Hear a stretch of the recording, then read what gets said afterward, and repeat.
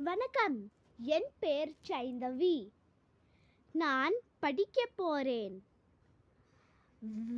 வர்த்தக அமைப்பை சீரமைக்க பிரதமர் அழைப்பு. விஜய் வாய்ப்பை பறித்த விஷால். தீவிரமாகும் சாலை குற்ற அமலாக்க நடவடிக்கை.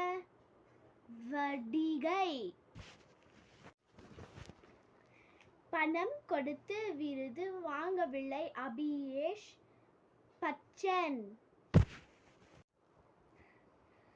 அதிரடி வேண்டாம், மேன்மை தான் பிடிக்கும். ஸ்ரீலா. வீட்டு பணிப்பெண்களை நினைத்து கவலை. திவ்யபாரதி.